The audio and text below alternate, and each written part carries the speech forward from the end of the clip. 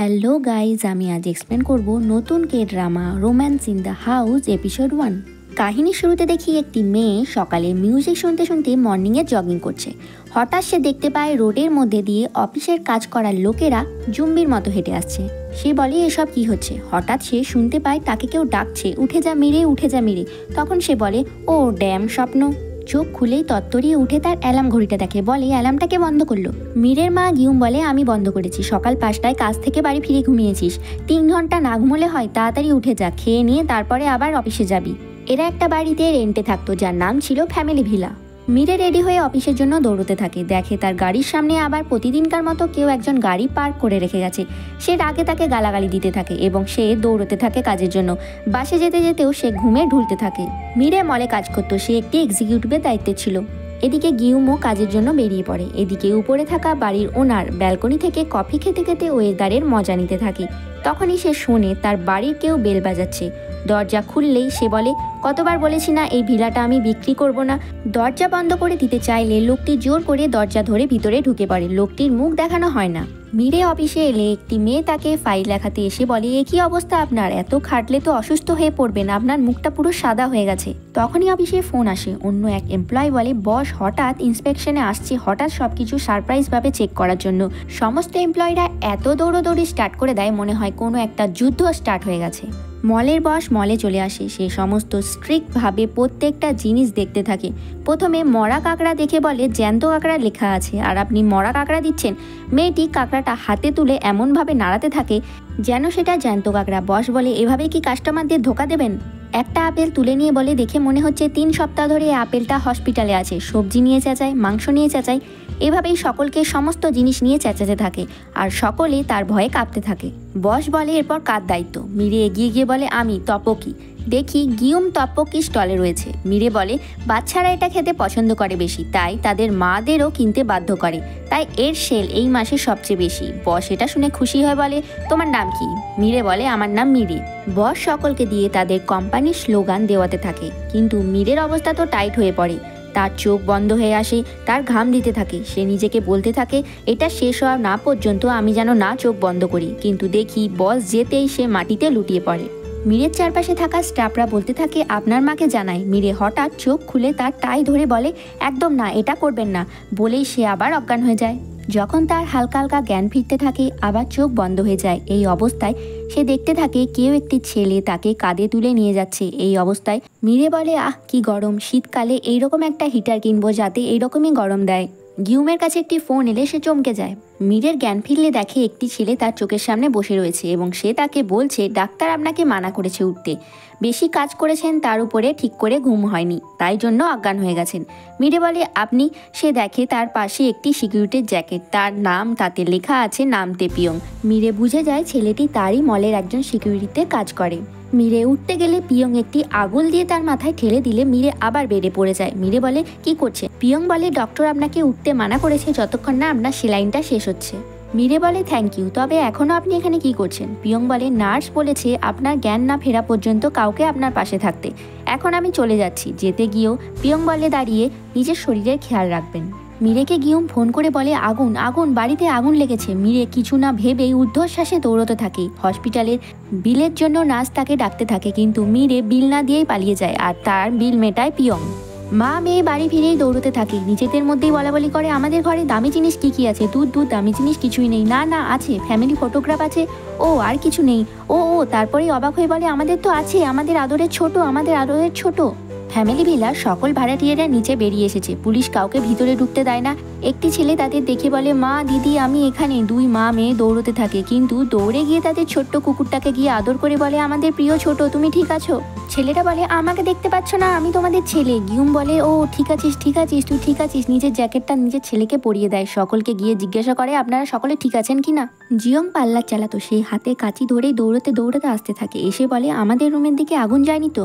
গিউম বলে আমাদের ল্যান্ডলর্ড কি এখনো জানতে পারেনি ওনার 301-এ আগুন লেগে গেছে। দেখি দেখি পুলিশেরা ল্যান্ডলর্ডের মৃতদেহ বার করে নিয়ে আসছে। এগুলো সকলে দেখে ঘাবড়ে যায়। সেই ভিলাতে থাকা একজনেরই রেস্টুরেন্ট ছিল। এরা কয়েকজন মিলে কথা বলে। বুঝতে পারছি না আগুন কি করে লাগলো। পুলিশ বারবার আসছে, পুরো সব কিছুই জ্বলে গিয়েছে। স্টোভ থেকে আগুন লেগেছে, আবার কেউ বলে শর্ট সার্কিট থেকে হতে পারে। যদি আমাদের ঘরগুলো জ্বলে যেত তাহলে কি হতো? অন্য একজন বলে 301টা পুরো জ্বলে গেল, 302তে একটু কিচ্ছু হয়নি। একটু সাসপিশিয়াস মনে হচ্ছে না? বাকিরা তার কথা শুনে হেসে বলে, আপনি কি একটু বেশি ক্রাইম ড্রামা দেখেন? এসব কিছুই নয়। সকলে তার উপর হাসে। জিয়ং এর কাছে একটি ফোন আসে। ফোন শেষ হলে সে সকলকে বলে আমাদের ভিলার ওনার চেঞ্জ হয়ে গেছে। গিয়ং বলে সে তো সব ওনার মেয়েই পাবে। জিয়ং বলে না, অন্য কেউ একজন ওই ভিলাটা কিনে নিয়েছে। গিয়ং বলে ওনার মারা না যেতে যেতেই ভিলাটা বিক্রি হয়ে গেল। অন্য একজন বলে বলছি না কিছু ফিশি, কিছু সাসপিশিয়াস মনে হচ্ছে। জিয়ং গিয়ংকে বলে কালকে রিয়েল এস্টেটে আমাকে 201-এর মিস ওয়াংকে আর তোমায় যেতে বলেছে। সকলে চিন্তায় পড়ে যায়, কেন এদের তিনজনেরই ডাক পড়লো? তাহলে বলে আমাদের কি তিনজনকে বার করে দেবে? দেখি ভিলার পিছনের দিকে একটি লোক গোপনে গেছে। সে দেখে কিছু দেশলাই কাঠি নিচে পড়ে আছে। মিরে তার কলিগদের সাথে বসে কথা বললে তার এক্স বয়ফ্রেন্ড তাকে SMS করে যায়। অফিসের সকলে বিয়ে ও নানা রকম ছেলে মেয়েদের নিয়ে কথা আলোচনা করে। মিরের সিনিয়র মিরেকে জিজ্ঞাসা করে তুমি কবে বিয়ে করবে? সে বলে আমি সিঙ্গেলই ঠিক আছি। সিনিয়র বলে কাউকে তো ডেট করতে পারো, তোমার ফ্রেন্ডসরাও তো বিয়ে করছে। অন্য একটি মেয়ে বলে সেটা মিরে দেখে নেবে। সিনিয়র বলে তবুও মাদের তো চিন্তা হয়। মিরে বলে হবে না, বিয়ের দিন আমার সাথে হাঁটার জন্য আমার বাবা নেই। জিয়ং ফোন করলে জিয়ং বলে আমি শুনলাম আমাদের নতুন ভিলার ওনার একজন মাঝারি বয়স্ক লোক পুরো টাকা দিয়ে ভিলাটা কিনেছে। 2 বিলিয়ন ওন হবে, এর থেকেও বেশি। বুঝতে পারছি না আমাদের তিনজনের সাথেই কেন দেখা করতে চাইছে। জিয়ং বলে রেন্টের টাকা বাড়াবে না তো? আবার বাড়ালে কমানোর জন্য একটু ভিক্ষা করে নেব। ফোন রাখতেই তার ফোনে নোটিফিকেশন আসে বাচ্চাদের বাবার মৃত্যুবার্ষিকী। মিরেকে তার ভাই ফোন করে বলে এই সপ্তাহে বাবার মৃত্যুবার্ষিকী, সেদিন কাজের ছুটি নিবি। মিরে বলে আমি এখন বিজি, ফোন রাখছি। মিরে পাস্টের কথা চিন্তা করে। 2012 তার বাবাকে একটা ব্যাগ বাইরে রাগে দিয়ে দিয়েছিল সে। তার বাবা কিছু বলতে চাইলে মিরে তাকে বলেছিল আজ থেকে আমার বাবা নেই, মারা গেছে। আবার 2022 এরা সকলে নিউজ দেখছিল। এরা তিনজনে দেখে পিসির দোকানের বাইরে তার বাবার বাইকটা ভেঙে পড়ে আছে, আর নিউজে বলছে এই বাইকটার ওনার অ্যাক্সিডেন্টে হসপিটালে নিয়ে যেতে যেতে মারা গেছে। ভাই তার পিসিকে তাড়াহুড়ো করে ফোন করলে পিসি বলেছিল তোর বাবা মারা গেছে, এটা বলেই সে ফোন কেটে দিয়েছিল। এই কথায় তাদের তিনজনই কতক্ষণ শূন হয়ে রয়ে গিয়েছিল। গিয়ুম লুকিয়ে খবর দেখে আর কেঁদে বলে আমাদের সাথে দেখা করতে মানা করেছিলাম, মরতে তো বলিনি। জিয়ং ও মিসেস হুয়াং রিয়েল এস্টেটের কাছে এসে শোনে তাদের নাকি ভিলা থেকে বার করেও দিতে পারে। এটা শুনে সকলেই একসাথে চিৎকার করে। সেখানে নতুন মালিক চলে এলে সকলে তাকে রাগে একসাথে ঘুরে ঘুরে তাকিয়ে তাকিয়ে দেখতে থাকে। এরা একসাথে বসলে রিয়েল এস্টেটের মেয়েটি বলে আপনাদের তিনজনের ভাড়ার সময় শেষ হয়ে আসছে, তাই নতুন ওনার কোথায় থাকবে? আপনাদের একজনকেই ছেড়ে দিতে হবে, সেখানেই থাকবে। 302টা পুড়ে গেছে, তাই সেখানে থাকতে পারবে না। তাই যে কোনো 301, 202, 101 এর মধ্যে যে কোনো একটা জায়গায় থাকতে হবে। এরা সকলেই বলে আমরা এখান থেকে যেতে পারবো না, আমাদের এখানেই কাজ, এখানেই স্কুল, এখানেই পার্লার, কোথায় যাব? জিয়ং তো ওনারের উপর লাইন মারাই স্টার্ট করে দেয়। এর এই কাণ্ড দেখে সকলেই তার দিকে কটমটিয়ে তাকায়। জিয়ং তাদের দিকে তাকিয়ে চুপ হয়ে যায়। গিয়ুম বলে আগের ওনার মারা যেতে না যেতেই এই ভিলাটা কি করে কিনলেন? নতুন ওনার বলে ওনার মেয়ের কাছ থেকে কিনেছি। গিয়ুম বাড়িতে এসে চিন্তায় পড়ে যায়। এই হঠাৎ মাথায় বাজ পড়ার মতো, আমরা ছেড়ে এবার কোথায় যাব? ছেলে এসে বলে দিদিকে বলবো, মা বলে একদম নয়, এমনিতেই ওর মাথায় অনেক চিন্তা। মিরে বাড়ি এলে তার ভাই তাকে তেল মারা স্টার্ট করে দেয়, কারণ আজ তার মাইনের ডেট ছিল। মিরে বলে তোকে তো তোর স্কুলের ফিস ও পকেট মানি দিয়ে দিয়েছি। তার ভাই বলে আর একটু দে না। গিয়ুম বলে আমার হাতে যদি মরতে না চাস এখনই মুখ বন্ধ করা, তাড়াতাড়ি খাবার খা। মিরে বলে স্কুলের রেজাল্ট ভালো হলে দেবো, তবে কতদিন আমাকে রিপোর্ট কার্ড দেখাসনি। এই কথা শুনে মিরের ভাইয়ের পুরো মুখ চুপ হয়ে রয়ে যায়। মিরে রুমে বসে থাকলে হিসেব করে দেখে তার এ মাসেরও সমস্ত টাকা খরচা হয়ে যাবে, তার জমানোর জন্য আর কিছুই থাকবে না। গিয়ুম এসে বলে এবার তোর ভাইকে তার খরচ নিজেই পার্ট টাইম করে চালাতে দে। মিরে বলে ওর তো এখন পড়া শেষ হয়নি, পড়া শেষ হলে নয় চালাবে, এখন আমি নয় দিয়ে দেবো। মেয়ের টেনশন দেখে মা আর কিছুই বলতে পারে না। বাইরে এসে তার ছেলের দিকে তাকিয়ে বলে আমার জীবনের সবচেয়ে বড় প্রবলেম এটা।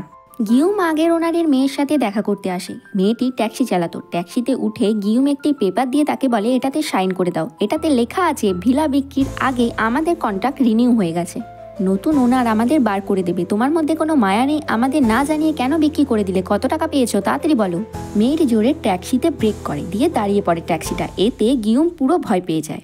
এরপর মেয়েটি বাচ্চাদের মতো কেঁদে কেঁদে বলতে থাকে, আমার বাবা কোল্ড হার্টেড একজন পার্সন, আমি একজন সিঙ্গেল মাদার, ডাইভোর্সের পর আমাকে একটুও সাপোর্ট করেনি আমার বাবা, কি করে যে আমার লাইফটা হেল হয়ে গেছে সেটা আমি জানি, তাই বিক্রি করতে বাধ্য হয়েছি ভিলাটা। আমি জানি কি করে কত কষ্ট করে বাবার ফিউনারের জন্য টাকা জোগাড় করেছি। এগুলো শুনে গিউমও গলে যায়। জিয়ং পার্লার থেকে দেখে নেয় গিউম ওনারের মেয়ে ট্যাক্সি থেকে নামছে। গিউম পার্লারে এসে তার সমস্ত ট্রেসের কথা বলতে থাকে। জিয়ং তাকে দেখায় কিভাবে সে কিউট কিউট ফটো পাঠিয়ে ওনারকে বলেছে, আর ওনার বলেছে ওকে আপনাকে বাড়ি ছাড়তে হবে না। গিউমের সামনে জিয়ং আবার অ্যাক্ট করতে থাকলে গিউম তার দিকে তাকিয়ে বলে, ধূর্ত শিয়াল কোথাকার। পিয়ং সাইকেল নিয়ে কাজে এলে দূর থেকে দেখে মিরে আসছে। দুজনেই লিফটে গেলে মিরে কাজ ও ফোনের চক্করে পিয়ংকে দেখতেই পায় না। সে লিফটের বোতাম টিপতেই ভুলে যায়। তার বদলে পিয়ং মিরের হয়ে 10th ফ্লোরের বোতাম টিপে দেয়। গিউম গাছের পিছনে লুকিয়ে লুকিয়ে দেখে মিসেস ওয়াং তার নাতিকে দিয়ে নতুন ওনারের জন্য ড্রয়িং করাচ্ছে, যাতে তাদের ঘর ছাড়তে না হয়। নাতি খেলতে চলে গেলে হুয়াং তার বদলে ছবি এঁকে দিচ্ছে। গিউমও চিন্তা করে সে কিভাবে নতুন ওনারকে পটাবে। দেখি সে সিম্প্যাথি ক্রিয়েট করার জন্য তাকে ফোন করে বলছে। কান্না স্টাইল করে সুর করে করে সে বলতে থাকে, আমি এতদিন অনেক স্ট্রাগল করে বেঁচে আছি। আমার মেয়ে দিন রাত কাজ করে আমাদের 3 জনের পেট চালানোর জন্য। কদিন আগেই বেশি কাজ করার জন্য হসপিটালে ভর্তি ছিল।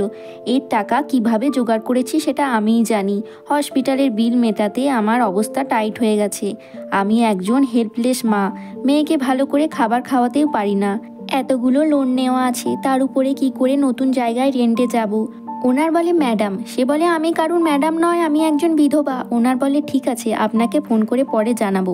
গিউম ফোন কেটে দিয়ে সে নিজেকেই বলে, এরপরে যদি আমাদের বাড়ি ছাড়তে হয় লোকটা মানুষ নয়।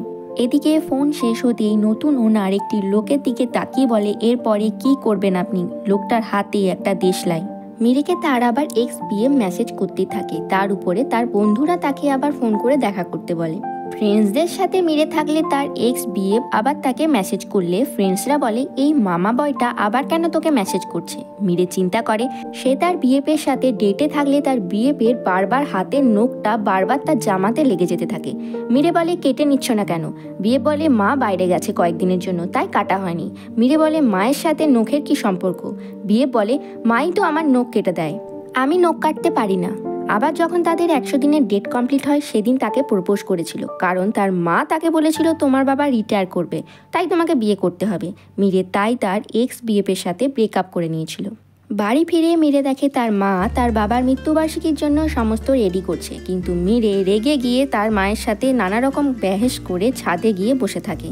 গিউম তার মেয়ের পাশে গিয়ে বসে এবং তাকে বোঝাতে থাকে, বলে প্রথম মৃত্যুবার্ষিকী তাই করছি, আমার মন এটা করে হালকা হবে। আমি চাই শেষবারের মতো তোমরা ছেলেমেয়েরা ও আমি মিলে তোমার বাবাকে শেষ বিদায় জানাই। মিরে এরপর তার মায়ের কথায় রাজি হয়ে গিয়েছিল। মিরে চিন্তা করে যখন সে কোনো সমস্যায় পড়েছে মা তার পাশে সবসময়তেই ছিল। মা বলতেই তার মা তার বিনা বলাতেই তার মনের কথা বুঝে ফেলেছে, সব সময় তার সমস্যার সমাধান করে এসেছে। আমার মা ওয়ান্ডার ওম্যান, সব সময় মা স্মাইলের সাথে আমার সকল সমস্যার সমাধান করে এসেছে। শেষে মিরে যখন মলে জব পেয়েছে সে দৌড়ে এসে তার মাকে বলেছে, আমি জব পেয়ে গেছি, তোমাকে আর কষ্ট করতে হবে না। মিরে বলে, এবার আমার ওয়ান্ডার ওম্যান হওয়ার পালা, মাকে প্রোটেক্ট করার পালা। এরা সকলে তার বাবার মৃত্যুবার্ষিকীর জন্য সমস্ত কিছু রেডি করতে থাকে। মিরে তার ভাইকে বলে, দরজাটা কেন খোলা রেখেছিস। ভাই বলে, তবেই তো আত্মা এসে খাবার খেতে পারবে। সমস্ত প্রসেস স্টার্ট হলে এরা তার বাবাকে গ্রিট জানাতে থাকে, সম্মানের সাথে সমস্ত রিচুয়াল করতে থাকে। গিউম রিচুয়াল করতে করতে হঠাৎ ধপাস করে নিচে বসে পড়ে আইগো করে চিৎকার করতে থাকে। এই সিনটা মৃত্যুবার্ষিকী ছিল, কিন্তু খুবই ফানি সিন ছিল। দুই ভাই বোন হঠাৎ তার মাকে দেখে ঘাবড়ে গিয়ে বলে, কি হলো মা। মা বলে, এগুলো করতে হবে, তবেই তো আত্মা মুক্তি পাবে। ভাইও হঠাৎ এভাবে নিচে বসে পড়ে তার মায়ের মতো চিৎকার করতে থাকে। এগুলো দেখে মিরের অবস্থা টাইট হয়ে যায়। দেখি ফ্যামিলি ভিলার সামনে একটি গাড়ি এসে থামছে, আর সেই গাড়ি থেকে একটি লোক বেরোচ্ছে। গিউম বলছে, আমি জানি না তোমায় কোথায় কবর দেওয়া হয়েছে, তাই যাইনি। এবার শান্তিতে থাকো, আর আমাদেরও এবার শান্তিতে থাকতে দিও। আমরা সবাই ভালো আছি, তুমিও ভালো থেকো। এদের কুকুরটি খুবই চিৎকার করতে থাকে। তখন গিউম বলে, কুকুর আত্মা দেখলেই এত চিৎকার করে, তার মানে তুমি এসেছো। মিরে কুকুরটিকে নিয়ে রুমে চলে যায়। পেছন থেকে একটি লোক এসে সেখানে দাঁড়ায়। ভাই পেছন ঘুরে বলে, মনে হচ্ছে আত্মা এসেছে। সে তার চোখটাকে ঘষতে থাকে। গিউম কথা বলতে বলতেই পেছন দিকে ঘুরতে থাকে, আর সে বলে, হ্যাঁ আত্মা তো আসবেই খাবার খেতে। মিরেও রুম থেকে বেরিয়ে সেই লোকটিকে দেখে চমকে যায়। এরা তিনজনেই তাকে চমকে দাঁড়িয়ে দেখতে থাকে। এরা যেন মনে হয় ভূত দেখছে। ভাই বলে, বাবা। গিউম তার জায়গা থেকে একটু সরতে চাইলে সে উল্টে গিয়ে পেছন দিকে পড়ে যেতে থাকে। লোকটা যেয়ে তাকে স্টাইল মেরে ধরে নেয়। গিউম কথা আটকে আটকে বলতে থাকে, মুজিন তুমিই তো। লোকটিও বলে, গিউম তুমি তো। পেছন থেকে ওনার লোকটি চলে আসে। মুজিন বলে, তোমরা এখানে থাকো? গিউম বলে, হ্যাঁ। কেন জিজ্ঞাসা করছো? মুজিন বলে, আমি এই ভিলাটা নতুন কিনেছি, আমি এই ভিলার নতুন ল্যান্ডলর্ড। সকলে এই কথা শুনে হাক্কা বাক্কা হয়ে হাঁ হয়ে রয়ে যায়। আর এখানেই ফার্স্ট এপিসোড শেষ হয়ে যায়। মুজিন কিভাবে মৃত্যুর পর ফিরে এলো এটা জানার জন্য সেকেন্ড এপিসোডের জন্য স্টে কানেক্টেড।